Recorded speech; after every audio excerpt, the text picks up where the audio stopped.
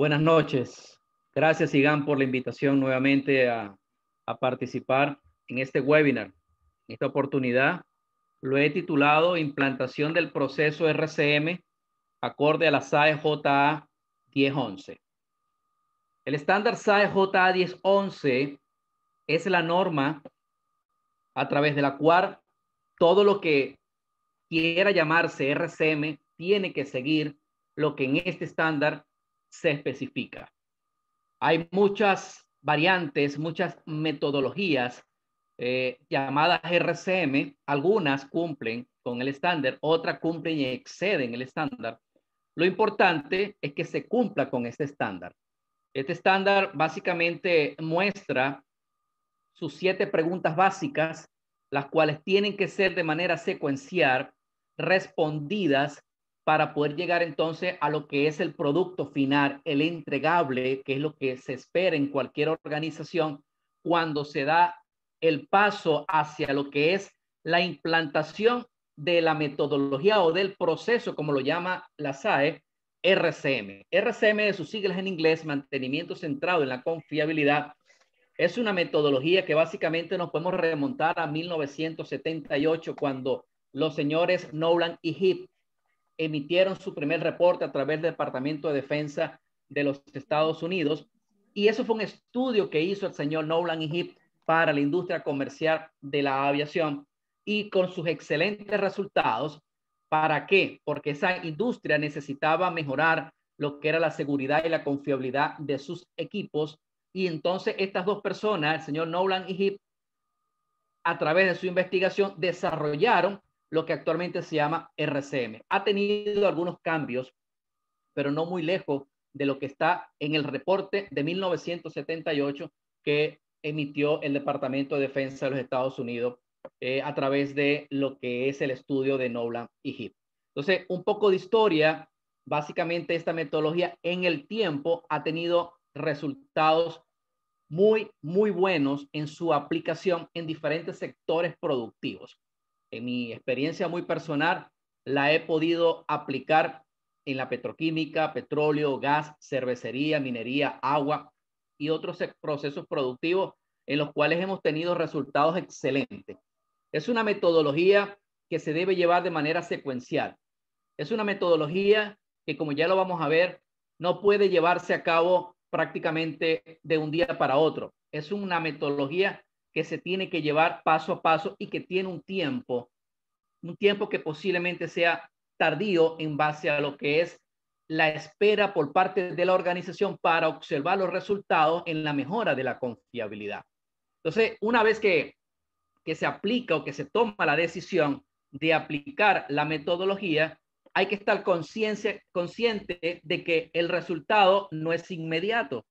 Podemos esperar resultados a corto y mediano plazo, pero ya una vez que ya la metodología nos comienza a dar los resultados, porque ya se logran a través de lo que es la aplicación, la implementación de estas tareas de mantenimiento que surgen de ese análisis desde el momento que comienza, como ya lo vamos a observar en la siguiente lámina, desde el momento que se definen todas las funciones primarias y secundarias del activo, hasta que finalmente se logra lo que de verdad se espera y se requiere, que es el plan de mantenimiento que se va a cargar en nuestro sistema de gestión de mantenimiento computarizado. En este caso puede ser SAP, puede ser Maximum o cualquier sistema de gestión de mantenimiento computarizado que nos permita a nosotros llevar la gestión del mantenimiento. Entonces, es una metodología que en mi experiencia personal, repito, los resultados son excelentes.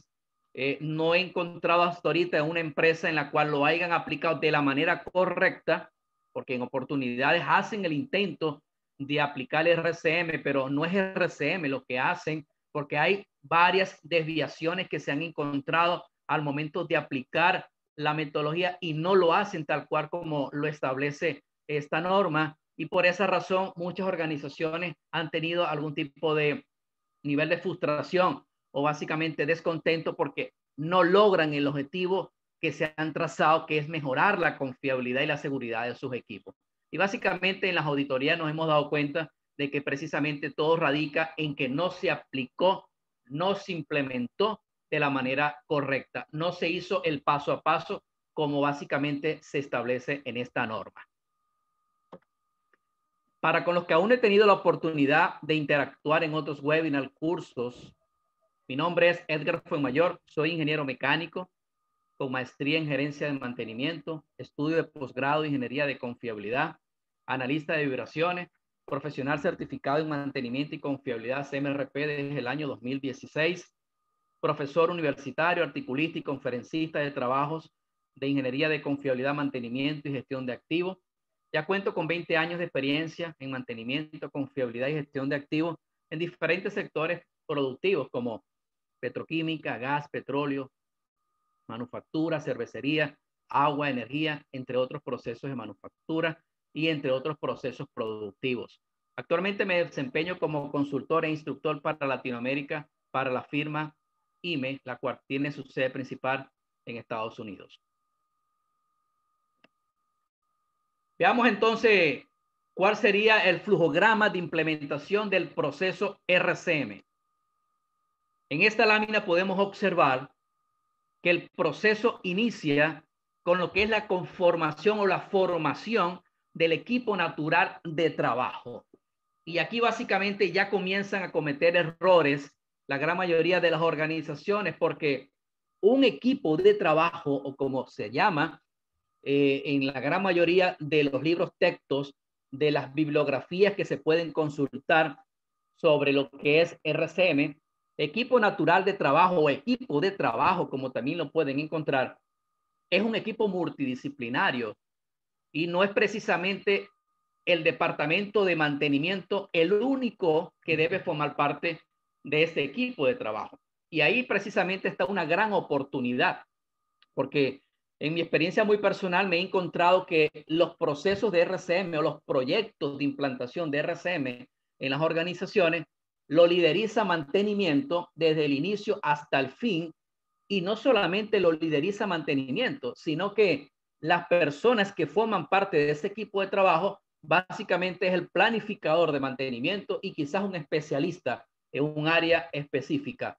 Y eso es un equipo que básicamente la recomendación o la experiencia sería muy subjetiva y sin ánimos de menospreciar lo que sería el aporte valioso del especialista, que sin duda alguna es importante que esté presente en el equipo de trabajo, pero un equipo multidisciplinario donde tengamos no solamente al personal de mantenimiento, sino que también tengamos al personal de operaciones, como lo exige y como se recomienda. No solamente el personal de mantenimiento de operaciones, sino especialistas, ingenieros, capataces, supervisores y lo más importante, señores, un facilitador que es la persona que tiene dominio sobre la metodología, que ya tiene una experiencia en lo que es la implantación de la metodología para que pueda orientar, para que pueda guiar a este grupo de trabajo de tal manera de no tener fracasos, de tal manera de poder corregir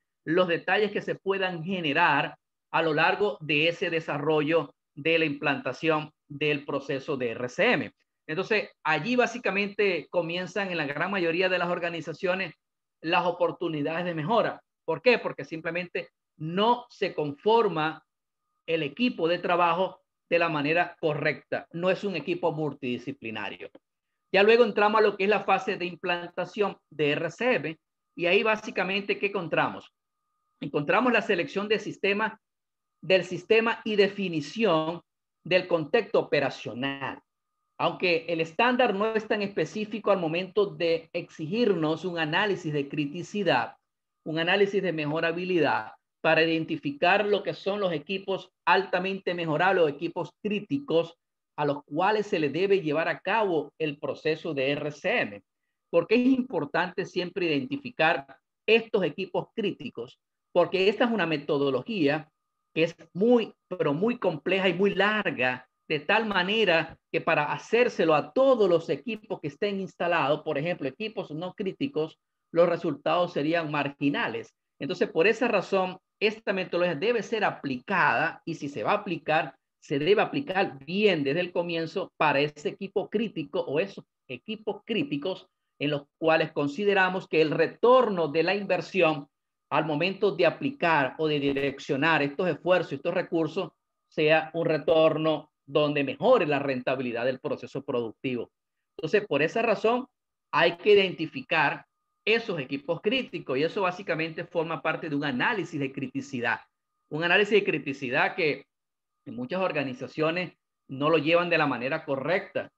En muchos casos me he encontrado donde lo toman de otra planta que consideran que es similar y ahí comienzan ya los detalles, los errores conceptuales, porque el análisis de criticidad es básicamente un análisis que se debe hacer de manera tropicalizada para ese contexto operacional. Identificar las oportunidades de mejora hoy que están presentes en ese proceso productivo. Identificar esos equipos críticos y una vez que se va a identificar esos equipos críticos, entonces es allí a donde vamos nosotros a direccionar los esfuerzos y los recursos para aplicar lo que es el proceso del RCM. Inmediatamente tenemos que estudiar, analizar el contexto operacional. Contexto operacional, al igual que lo que es el análisis de criticidad, es básicamente importantísimo porque si no definimos el contexto operacional actual, y en la SAE JA 1011 nos dice que el contexto operacional son las circunstancias en las cuales se espera que nuestro activo físico opere. Es decir, que el contexto operacional es ese ambiente en el cual nosotros esperamos que nuestros activos físicos o nuestro sistema operen. Entonces hay que describirlo y la norma nos dice que tiene que ser descrito basándose en el contexto operacional presente o actual. Allí en ese contexto es donde nosotros vamos a desarrollar lo que serían las funciones, porque ya luego viene a lo que sería la definición de las funciones. Y esa definición de las funciones son todas las funciones del activo, lo que corresponde a las funciones primarias y funciones secundarias. Y de ser posible, ya vamos a observar cómo se debe definir una función tal cual como nos lo recomienda el estándar, cómo se debe definir la función primaria, cómo se debe definir las funciones secundarias, a qué se llama entonces función secundaria, cuál es la diferencia, ya lo vamos a observar. Y luego de eso que viene, después de la definición de las funciones, la falla funcional, el estado de falla, cómo se puede perder la función del activo. El activo tiene una función que cumplir. Por ejemplo, si tenemos una bomba y esa bomba tiene como función bombear agua a una presión, a una temperatura, a un caudal específico de un punto a otro, esa es la función. Ahora, ¿qué pasa con la falla funcional? Hay que describirla. El estado de falla básicamente es describir cómo se pierde la función primaria y cómo se pierde la función secundaria. Puede haber una falla funcional y esa falla funcional, que es la pérdida de la función, puede ser total o parcial. Hay que describir todas las fallas funcionales. De ser posible, en la definición de las funciones, que como ya lo vamos a observar, está conformada por un estándar de desempeño deseado que sea cuantificado para que cuando vamos a describir lo que es una falla funcional, esté orientado a uno de estos parámetros que están establecidos en la definición de la función. Y luego vamos a lo que yo llamo la columna vertebral, la parte neurálgica de este proceso RCM, que es los modos de falla. Los modos de falla, básicamente la norma me lo define como el evento único que causa una falla funcional. Acá en el tema de modo de falla hay algunos conceptos que no están alineados a lo que dice la SAE. Por ejemplo, la ISO 14224 define un modo de falla de otra manera, pero en este caso el estándar que me establece cómo debo yo elaborar un RCM es la SAE J1011 y yo me alineo entonces a lo que me dice la SAE. Me define que el modo de falla es un evento único que causa una falla funcional, aunque la ISO 14224 me dé una definición diferente. Esa definición, por supuesto, se explica durante la capacitación para que podamos hacer el análisis, la analogía que existe entre un estándar y el otro. Pero en este caso, para objetos de esta presentación, vamos a alinearlo a lo que nos dice la SAE JA 1011, que es un evento único que causa una falla funcional. Quiere decir que el modo de falla es lo que me lleva a que se dé la falla funcional. Pero si es la causa, quiere decir que tenemos que analizar qué es lo que se está presentando.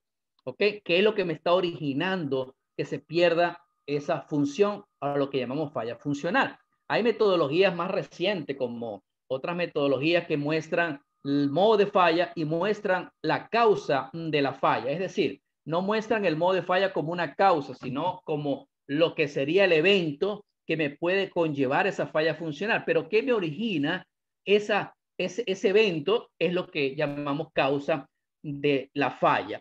Y eso, por supuesto, se hace un poco más interesante. ¿Qué pasa en ese punto? Que cuando lo estamos manejando de esta manera, donde vamos a llevar a lo que es la causa de la falla, ahí se puede llevar hasta qué nivel. Si hemos elaborado en algún momento lo que son análisis causa-raíz, podemos reconocer que una investigación, un evento no deseado, puede tener más de una causa raíz y puede tener varios niveles, lo cual va a conllevar a que se dé ese evento no deseado. Entonces, ya ese tipo de análisis exhaustivo para ubicar la causa raíz no es objeto del RCM. Básicamente, nos iríamos hasta un nivel donde tengamos control. Luego de esto que ya hemos definido, hemos descrito los modos de falla, vamos a lo que serían los efectos y las consecuencias de la falla. Es decir, ¿cuáles serían esos efectos? ¿Qué pasa? ¿Qué sucede cuando ocurre un modo de falla o cuando ocurre una falla funcional? Y las consecuencias, ¿qué magnitud, qué importancia tiene esa falla funcional? Y finalmente vamos a lo que sería la aplicación de la hoja de decisión. Este diagrama de decisión que está colocado en la SAEJ 1012 es un diagrama que permite ubicar, haciendo uso de los criterios de factibilidad técnica y de los criterios de efectividad, cuál sería, y de la lógica que nos muestra este diagrama, cuál sería entonces la mejor tarea o la tarea que sea técnicamente factible y que valga la pena realizarla de acuerdo a lo que sería esa lógica que va a ir en función a los niveles de consecuencia. Si comenzamos porque la falla es oculta, o luego vamos a consecuencias de seguridad y al ambiente, consecuencias consecuencias operacionales y finalmente consecuencias no operacionales. Ya vamos a observar ese diagrama donde vamos a poder visualizar cuáles serían entonces esas ramas que conforman ese diagrama para poder entonces aplicar la lógica que nos establece el estándar para poder ubicar la tarea. Si es una tarea basada en la condición, si es una tarea de restauración, de sustitución cíclica, o es una política de manejo de la falla, como operar hasta la falla. Esto básicamente es en esta fase de implantación, desde lo que es la definición de las funciones, eso es lo que se llama el AMEF, el análisis de modo y efectos de falla, donde básicamente ya hasta acá tenemos lo que corresponde a las 5 primeras preguntas que se establecen en la SAE JA 1011. Lo que es la definición de las funciones en el contexto operacional actual, luego lo que es la falla funcional, los modos de falla, los efectos de la falla y las consecuencias de la falla. Son las primeras 5 preguntas de las 7 que me establece el estándar. Hablando del equipo natural de trabajo, como ya les comentaba, que es básicamente el inicio donde debemos de enfocarnos y que este equipo de trabajo esté conformado tal cual como está acá. Esto es una representación básica. Acá más o menos estoy mostrando lo que está colocado en el libro de RCM2 de John Murray. Es un libro que yo considero es uno de los mejores. De hecho, en la misma estándar SAE JA 1011 lo recomienda y recomienda su lectura. Y básicamente él muestra donde el equipo de trabajo tiene que tener lo que es el departamento de operaciones, porque son los que operan los activos, conocen las variables de proceso y de una u otra manera pueden aportar modos de falla que son importantísimos para el desarrollo del proceso RCM. El departamento de mantenimiento, los que mantienen a los activos, que saben en qué condiciones los activos pueden fallar y qué se requiere para que ese activo pueda restaurar su función. El planeador o el planificador, que lleva básicamente todo el histórico de esas órdenes de trabajo que permiten luego suministrar esa data valiosa, importante, para poder entonces complementar todo el análisis. Tenemos los facilitadores o el facilitador, que es básicamente el asesor metodológico esa persona, como ya lo comentaba, que tiene un dominio absoluto sobre la metodología, que es capaz entonces de organizar esas mesas de trabajo, llevar esas reuniones de tal manera de que se puedan lograr los objetivos, orientarlos, supervisar, corregir todo el trabajo de tal manera de que finalmente se logre el objetivo. El departamento de proceso, en el caso que tengamos un proceso como una petroquímica, petróleo, gas, cervecería, manufactura, donde el departamento de proceso, el departamento de ingeniería debe dar a conocer el proceso productivo, cuáles son las variables de proceso, temperatura, presión, caudal, entre otras variables que son importantes para lo que ya comentaba de lo que es el contexto operacional. Si ese contexto operacional está bien descrito, básicamente estamos bien. Tenemos un equipo de trabajo bien conformado y ese equipo de trabajo diseña, elabora, define esas variables de proceso, ese contexto operacional. Básicamente estamos iniciando muy bien. Estamos iniciando como nos establece el estándar. Y los especialistas. ¿Por qué los especialistas? Porque en algunos sectores hay áreas donde el mantenedor, el que lleva el plan de mantenimiento preventivo, el que aplica el mantenimiento correctivo cuando ocurre un evento no deseado, una falla funcional, pero ese especialista que es exclusivo para un equipo en particular, para un sistema en particular, siempre es bueno invitarlo a estas mesas de trabajo de tal manera de que él aporte de acuerdo a su experiencia, de acuerdo a sus conocimientos, para poder complementar lo que ya ha informado el departamento de mantenimiento o el departamento de operaciones, para poder entonces complementar y dar su opinión. Esto es una metodología que se basa no solamente en la parte teórica, en la base de datos propia, que es importante, pero en muchas organizaciones esa base de datos, ese registro histórico es muy escaso. Entonces, por eso que la metodología no excluye a lo que sería la opinión, el juicio de experto que pueda dar esa información que puede ser valorada y que puede ser evaluada para poder entonces complementar lo que sería el proceso del RCM. Entonces, esto es una conformación básica. Pueden haber otras personas que participen en una mesa de trabajo, como puede ser que en algunos casos no sea necesario tenerlos todos y en otros sí es necesario tener estos y otros más. Eso va a depender y por eso es importante el facilitador.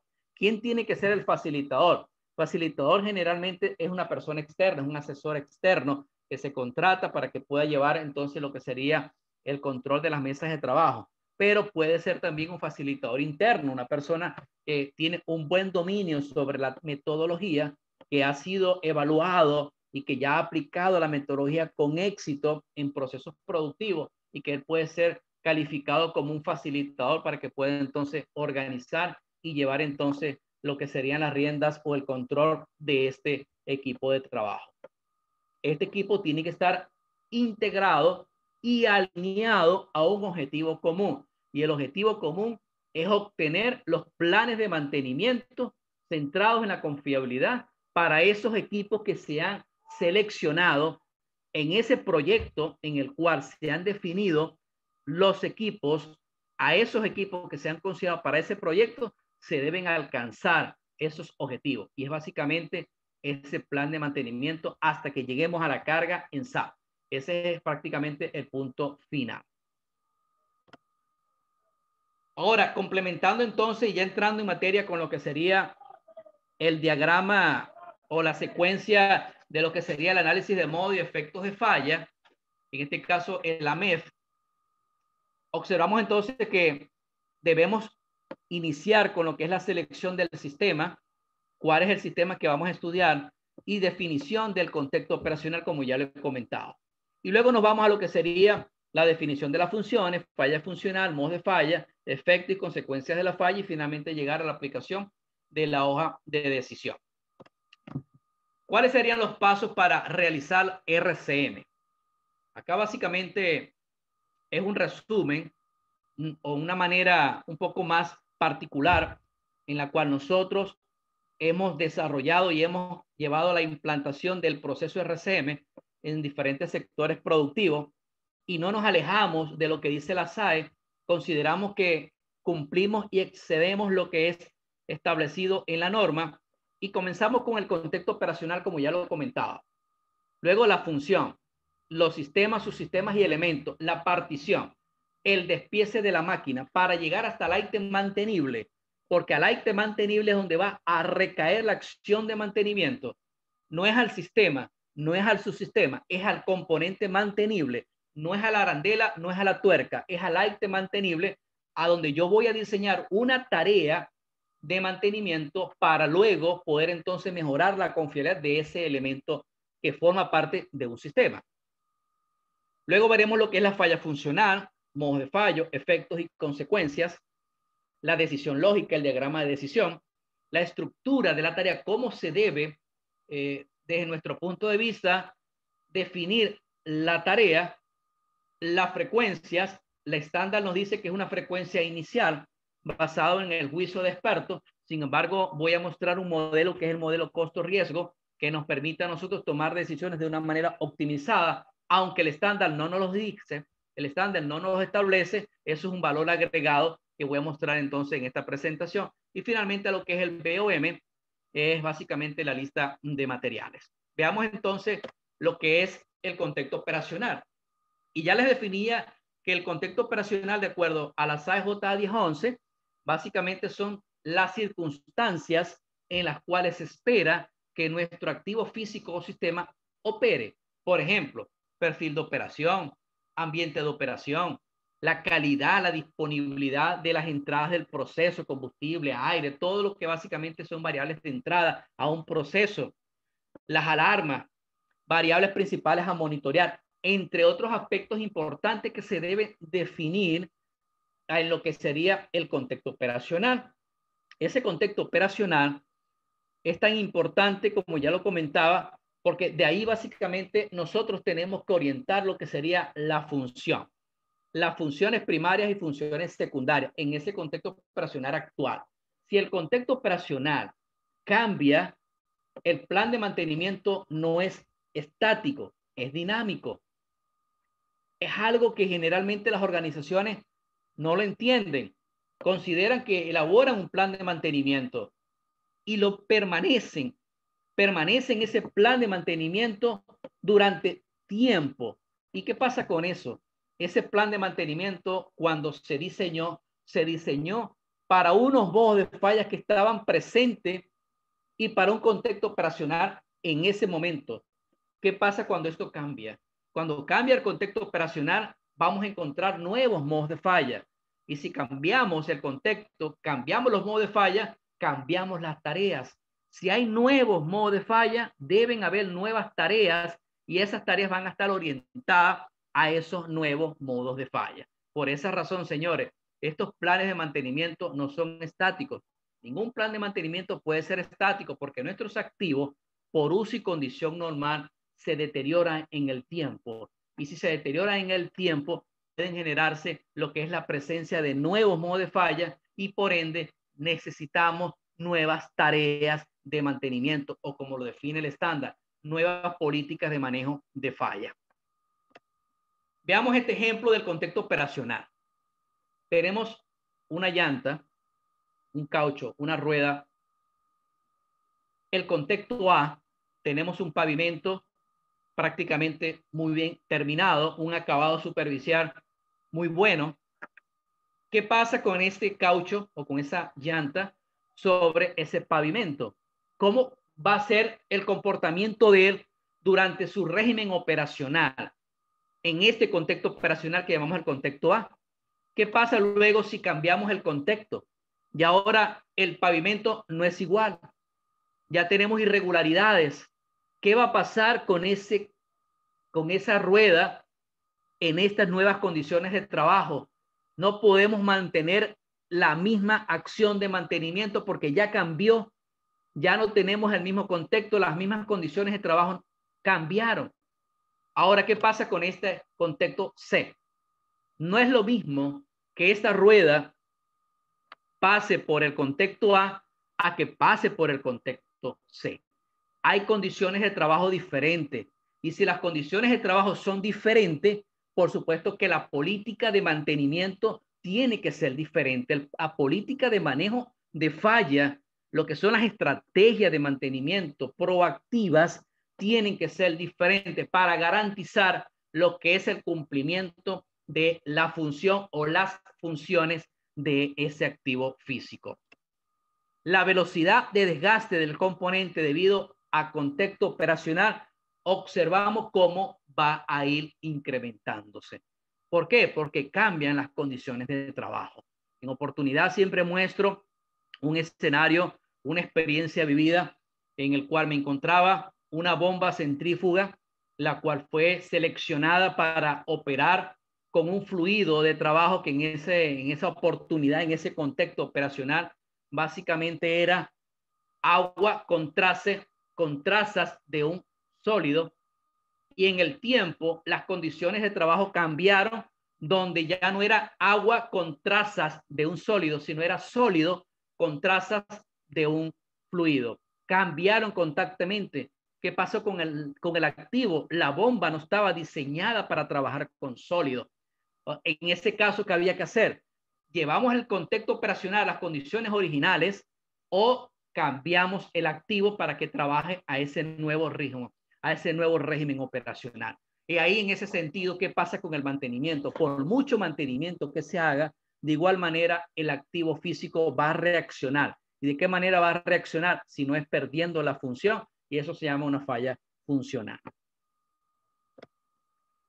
Importante en el diagrama o en lo que sería el análisis del contexto operacional es la elaboración del diagrama de entrada, proceso y salida.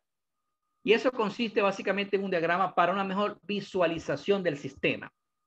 Tenemos el proceso, por ejemplo, una bomba, un motor eléctrico, una válvula, una turbina, un compresor, un tanque, cualquier activo físico.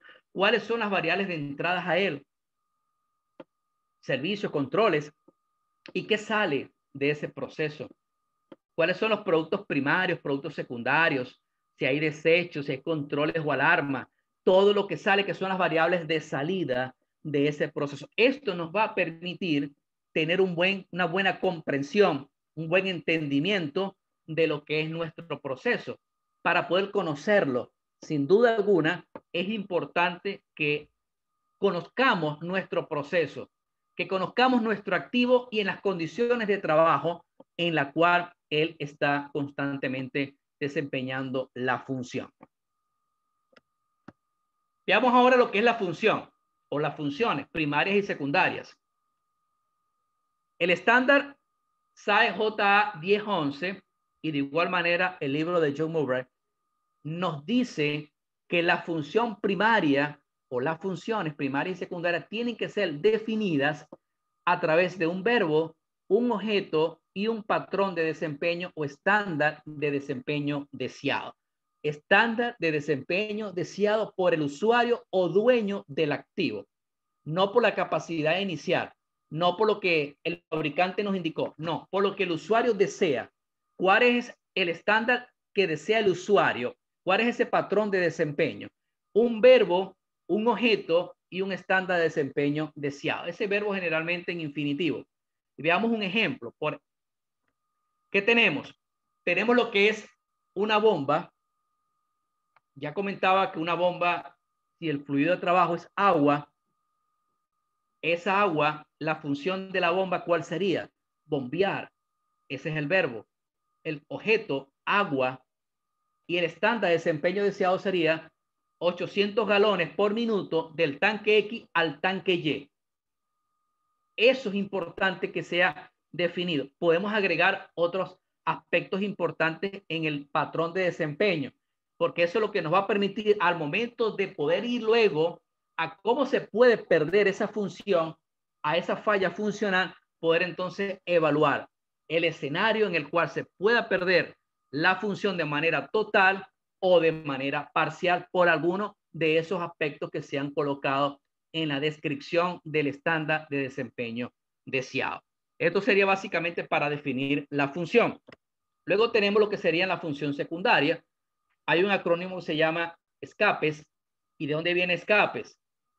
Funciones, por ejemplo, ecología y ambiente, seguridad estructural, contenedor asociado a lo que es el confort y el control, apariencia, protección, economía, eficiencia, superfluo. Esto básicamente son otras funciones que puede desempeñar un activo físico. Esta bomba a la cual yo acabo de describir su función puede tener una función secundaria. Por ejemplo, ella tiene que estar en capacidad no solamente de bombear esa agua de un tanque a otro y la cantidad que se le está exigiendo, porque si ella descarga más de esa cantidad, pierde la función, porque no requiero más de 800 galones por minuto, requiero 800 galones por minuto, pero no puedo tener menos, no quiero tener en el tanque Y 700, quiero tener allá 800, como usuario o dueño del activo, requiero 800 galones en el tanque Y. Ahora, ¿qué pasa con esto? Que adicionalmente a eso, no requiero o no quiero ver una fuga de esa bomba. ¿Y qué pasa con esto? Y ahí estaríamos entonces a lo que sería la función secundaria, que es la de contención. No solamente descargar ese fluido de trabajo, sino también contener el fluido de trabajo. Entonces, estas funciones que un activo físico ha de cumplir, aparte de las funciones primarias, son las llamadas funciones secundarias. Veamos entonces lo que nos establece el estándar como la relación que debe existir entre la capacidad inicial, que es básicamente por diseño, lo que puede hacer la capacidad que tiene el activo, con respecto a lo que es el desempeño deseado. ¿Qué desea el usuario que haga? Entre estos dos extremos es lo que tenemos como margen de deterioro. ¿Qué pasa cuando lo que el usuario desea está por encima de la capacidad inicial del activo? Se genera una falla funcional. No es capaz de lograrlo porque no está diseñado para cumplir con esa función. Ahora, tiene que existir este margen para que pueda haber un deterioro. Y es el ejemplo que acabo de colocar. Si esta bomba nosotros la hemos seleccionado y tiene una capacidad inicial de 1000 galones por minuto, lo que se requiere que ella haga tiene que estar por debajo de los 1000 galones por minuto para que ella pueda estar en capacidad de poder cumplirlo. ¿Qué pasa con la falla funcional? La falla funcional nos indica que si se llega a descargar 700 galones por minuto, ahí hay una falla funcional total o parcial. Ahí es una falla funcional parcial. ¿Por qué? Porque está descargando, pero de manera parcial. Veamos ahora lo que es la partición. Cómo nosotros tenemos que hacer el despiece desde el nivel más alto hasta el nivel donde se va a llevar a cabo la acción de mantenimiento. Es decir, los sistemas, los subsistemas y los elementos mantenibles. Por ejemplo, tenemos este sistema hidráulico, un sistema mecánico, un sistema eléctrico, sistema de lubricación, sistema neumático, sistema estructural. Estos sistemas hay que subdividirlo y eso es lo que vamos a tener como subsistemas.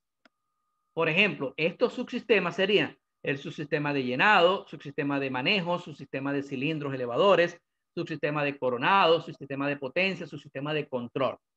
Ahora, acá aún no recae la acción de mantenimiento.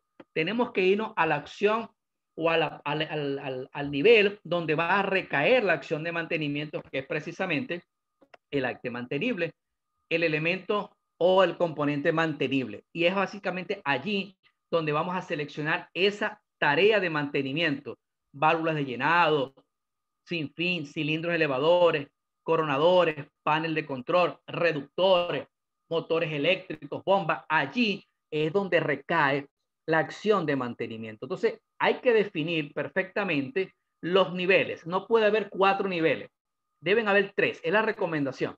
Nivel del sistema, nivel 1. Nivel 2, subsistema. Y nivel 3, el acte mantenible. Allí va a recaer entonces la acción de mantenimiento. Y es importante que en ese nivel 3 estemos completamente seguros que es el componente mantenible, que no es una arandela, no es una tuerca, no es un tornillo lo que está en ese nivel 3. Es un acte mantenible. Veamos ahora lo que son las fallas funcionales, modos de fallo, efectos y consecuencias. En cuanto al análisis de falla y las definiciones más usuales de la SAE JA 1011, tenemos que las fallas funcionales tal cual como nos lo indica la norma, dice que es la incapacidad de un elemento o componente de un equipo para satisfacer un estándar de funcionamiento deseado. Es decir, es la pérdida de la función, es el incumplimiento de llevar a cabo una función deseada, primaria o secundaria, como ya lo comentaba. Puede haber una pérdida de la función primaria, pero de la secundaria no. En el caso de la bomba, puede ser que la bomba descargue los 800 galones por minuto, que es su función primaria, pero no contiene el fluido. Hay una pérdida de la función secundaria. Pero puede que la bomba no descargue la cantidad que se requiere. Hay una pérdida de la función primaria, pero sí contiene el fluido. Entonces, básicamente no hay una pérdida de la función secundaria. Luego vendría lo que son los modos de falla, que ya hemos entonces definido que el modo de falla es un evento único que causa una falla funcional. De esa manera nos los define el estándar. Podemos encontrarnos como desgaste, deterioro, errores humanos, problemas de diseño, plasticidad, fractura, fatiga, desplazamiento, corrosión, entre otros. Generalmente la norma nos recomienda, y así también lo hace el libro de consulta de John Murray, donde el modo de falla debe ser definido con un sustantivo y un verbo que debe estar colocado en participio. Ese verbo que nosotros vamos a colocar, por ejemplo, si vamos a definir un modo de falla, sería eje fracturado, impulsor desgastado. Eso básicamente sería un modo de falla siguiendo lo que nos recomienda el estándar. Ahora, en algunos casos, en algunas aplicaciones del proceso RCM, no consideran lo que serían estos elementos o estos modos de falla, porque consideran de que son eventos que ya ocurrieron, que están en el pasado y que son cadáveres, y no recomiendan utilizar lo que sería o definir el modo de falla como un eje fracturado, sino visualizarlo como un eje que se puede fracturar, fractura en el eje, como una posibilidad. Pero el estándar es muy claro cuando nos dice que tenemos que definir todos los modos de falla. Es decir, los que ya ocurrieron, los que están en este momento están siendo prevenidos por programas de mantenimiento actuales, y los que no han ocurrido, pero que son creíbles, hay una alta posibilidad de que puedan ocurrir en el futuro. Entonces, hay que listar todos los modos de falla, de acuerdo a cómo nos establece el estándar. Los efectos de la falla, ¿qué pasaría? ¿Qué sucede cuando ocurre un modo de falla? Hay que describirlo. ¿Qué es lo que sucede cuando se da ese modo de falla? En cuanto a los efectos de la falla, se deben describir de tal manera de que ¿qué pasaría si no se realiza una tarea de mantenimiento para prevenir, para detectar o para anticipar una falla funcional?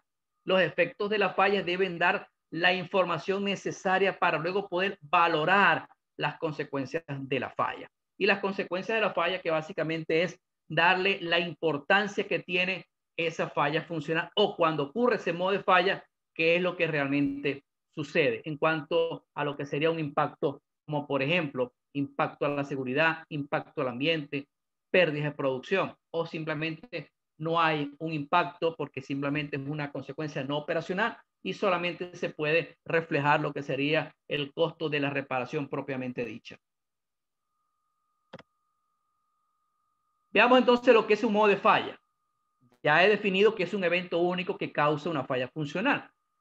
El estándar nos dice que un proceso FCC o RCM que cumple con la norma SAE J1011 responde a la pregunta ¿qué causa cada falla funcional? Es decir, tenemos que identificar todas las fallas funcionales, todos los modos de falla que pueden dar origen a esa falla funcional, que es el incumplimiento de esa función primaria o de esa función secundaria.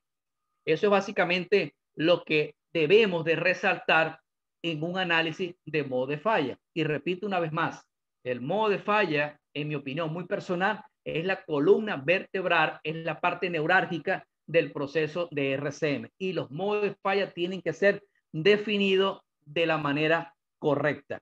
¿Por qué? Porque eso nos puede llevar a nosotros a luego describir tareas que no están orientadas a la realidad de nuestro activo físico. Y eso, por supuesto, nos va a conllevar a retrabajo, a niveles de frustración porque no se logra alcanzar la confiabilidad que se espera de nuestro activo físico.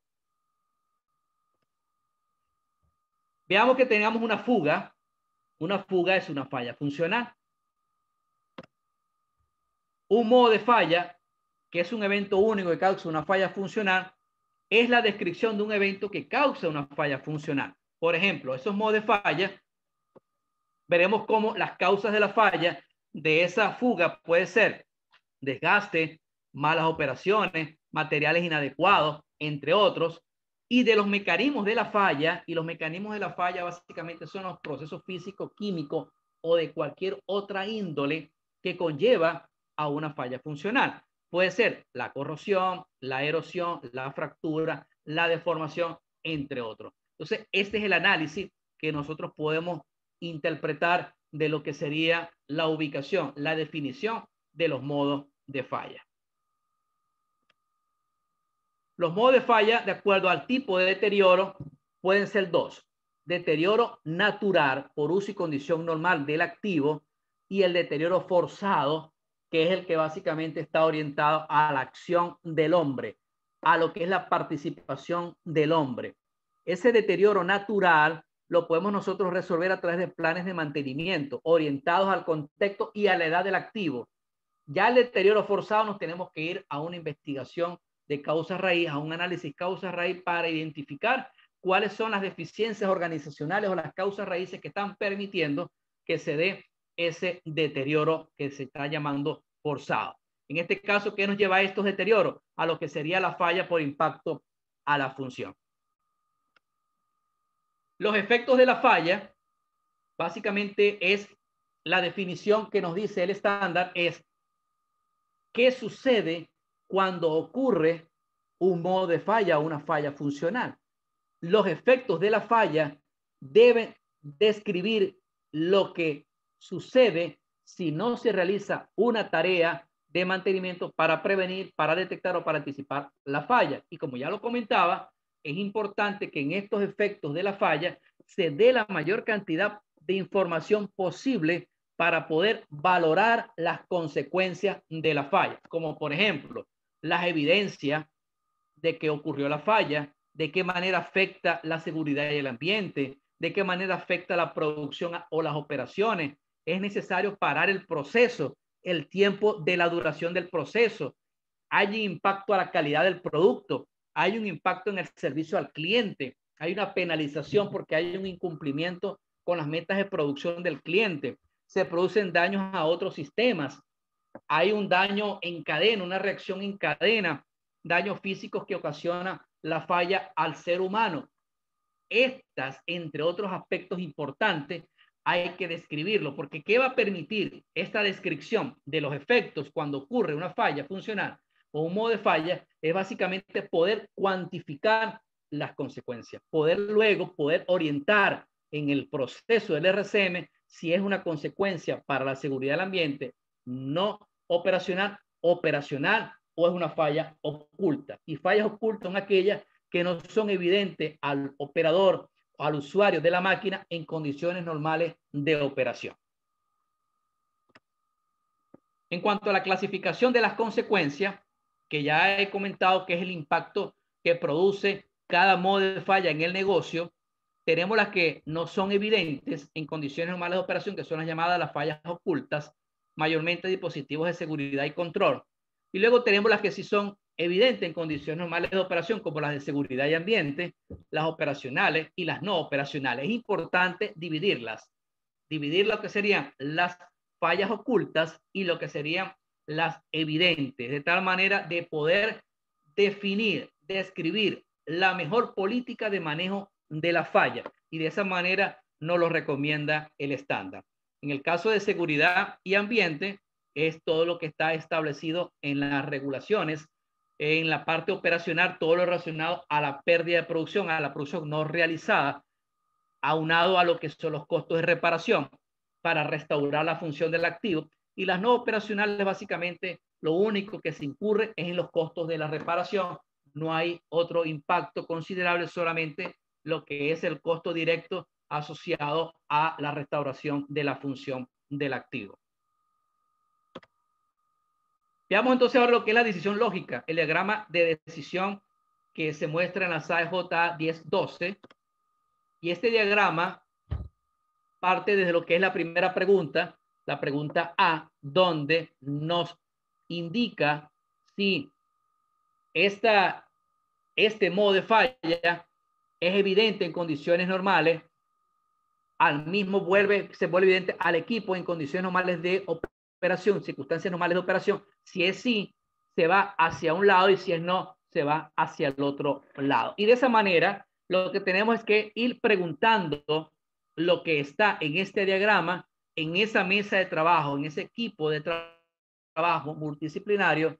Tenemos que ir dando respuesta a estas preguntas hasta que ya finalmente llegamos a lo que sería la toma de decisión para ver si es una tarea programada basada en la condición, una tarea programada de restauración o de desincorporación, o finalmente hay combinación de tareas o el rediseño es obligatorio.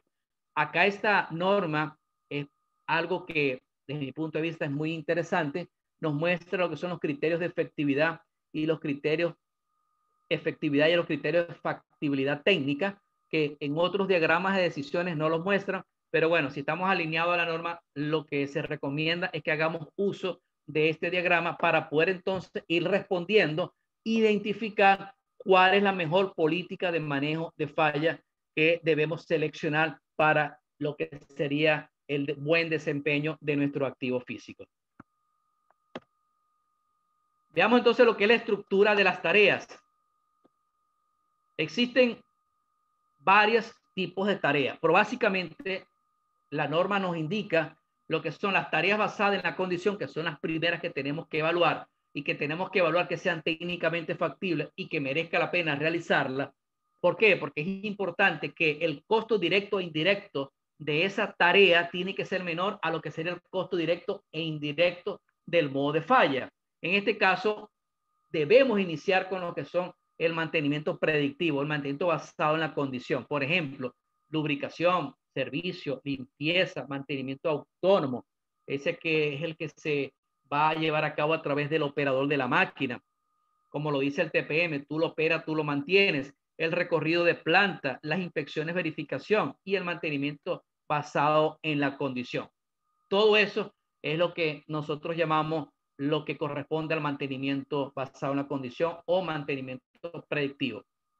Y luego ya viene lo que es la restauración, el descarte o la sustitución cíclica, y finalmente lo que es la verificación operativa o la búsqueda de fallas ocultas. Esto es lo que se llama la rueda de tareas de mantenimiento para identificar cuáles serían esas tareas proactivas.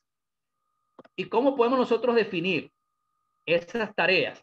En oportunidades me he encontrado que las tareas no están descritas de la mejor manera para que pueda ser comprendida por el mantenedor o por la persona que vaya a realizar esa tarea de mantenimiento.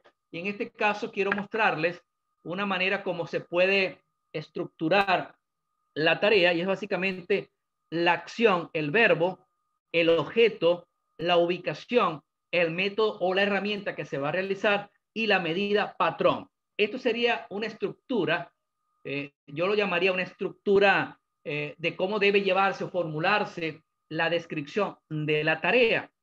Por ejemplo, si tenemos una llanta como esta, ¿cuál sería la acción? Inspeccionar. El objeto, la hendidura del rodaje, luego de la llanta, observando un máximo sería el método, y finalmente lo que sería el patrón sería el desgaste mayor a 1.5 milímetros de altura con respecto al elemento indicador. Esto sí nos da mucha más información al momento de poder elaborar lo que sería la descripción de la tarea para poder llevar a cabo lo que sería el plan de mantenimiento. Veamos ahora lo que son las frecuencias. Como ya les comentaba, el estándar SAE-J 1011 no nos indica que tenemos que aplicar un modelo como este, que es el llamado modelo costo-riesgo. Nos dice que debemos colocar una frecuencia inicial que luego con el tiempo se debe calibrar. Ahora, en este caso yo voy a exceder lo que dice la norma. Yo voy a mostrar el modelo costo-riesgo para la toma de decisión. ¿Y por qué la toma de decisión? porque en un ambiente en conflicto que generalmente ocurre entre operaciones y mantenimiento, donde operaciones requiere mantener los activos en operación por un tiempo prolongado para alcanzar metas de producción. Por otro lado, mantenimiento requiere que los activos se detengan cada cierto tiempo para intervenirlos y ganar confiabilidad en ellos. El modelo costo-riesgo precisamente nos ayuda a tomar decisiones y ubicar el equilibrio en lo que sería el costo de llevar a cabo una acción de mantenimiento y el riesgo de no llevar a cabo la acción de mantenimiento. ¿Y cómo se construye el modelo? El modelo básicamente es estimar lo que sería el costo planeado en el tiempo. ¿Y qué podemos analizar de esto? Que si nosotros retardamos la acción de mantenimiento, los costos anuales de mantenimiento van a disminuir. Menos mantenimiento en el año, los costos de mantenimiento anuales son menores. Mucho mantenimiento en el año, los costos anuales de mantenimiento son mayores. Ahora, ¿qué pasa con esto? En estos dos extremos que tenemos la curva del costo de la acción de mantenimiento modelado a diferentes frecuencias. Y luego tenemos la curva que es básicamente donde se limita la aplicación de este modelo, que es la curva del riesgo, la probabilidad de falla por la consecuencia de la falla. Es decir, ¿qué pasa cuando nosotros vamos a retardar la acción de mantenimiento? Se va a incrementar la probabilidad de falla, es decir, el riesgo. ¿Y qué pasa cuando nosotros hacemos mucho mantenimiento? Se incrementan los costos de la acción de mantenimiento. Pero ¿qué pasa con el riesgo? Con la probabilidad de falla, disminuye. Entonces, acá tenemos las dos curvas del costo y el riesgo. En ocasiones me indican que el punto óptimo para llevar a cabo la acción de mantenimiento es en la intersección de estas dos curvas. Y la intersección de estas dos curvas básicamente es el punto de equilibrio económico donde el costo y el riesgo tienen el mismo valor. No es el punto óptimo. El punto óptimo resulta de la suma punto a punto de estas dos curvas y obtenemos una tercera curva, que es la que llamamos impacto total al negocio. El punto más bajo de esta tercera curva o el punto de inflexión de esta tercera curva es lo que me indica el punto óptimo. Es decir, ¿a qué tiempo debo de llevar a cabo la acción de mantenimiento? En este caso, si estamos hablando de un equipo de contención de energía, nos indica que la mejor frecuencia de mantenimiento es a los 8 años. No hacerlo antes, no hacerlo luego. Hacerlo antes sería mucho más costoso, hacerlo luego sería mucho riesgo. Entonces, deberíamos de hacerlo en ese tiempo. Y eso es lo que me muestra el modelo de decisión costo-riesgo. El BOM, el Bill of Material, que es básicamente la lista de materiales, el estándar no nos muestra un formato o cómo nosotros debemos de analizar lo que es la lista de materiales. Pero sí es importante al momento de la implantación de un proceso RCM para que podamos dar por terminado el proceso es la necesidad de definir cuáles son esos materiales necesarios para poder llevar a cabo la acción de mantenimiento.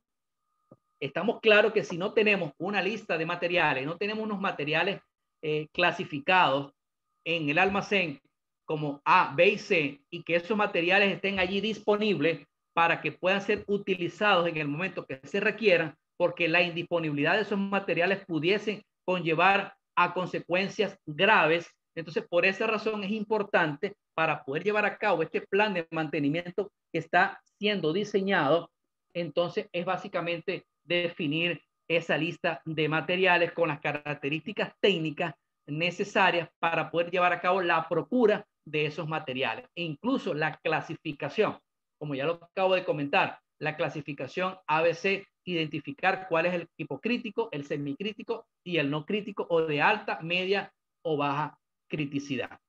Eso es importante al momento de llevar lo que sería la gestión de inventario. Quiero dejar claro que el proceso de RCM no es un proceso de gestión de inventario, es un proceso que se lleva aparte. Básicamente lo que se muestra es la cantidad de materiales que se requiere para poder cumplir con este plan de mantenimiento. La gestión de inventario para mantenimiento es otro tema que no forma parte del proceso del RCM.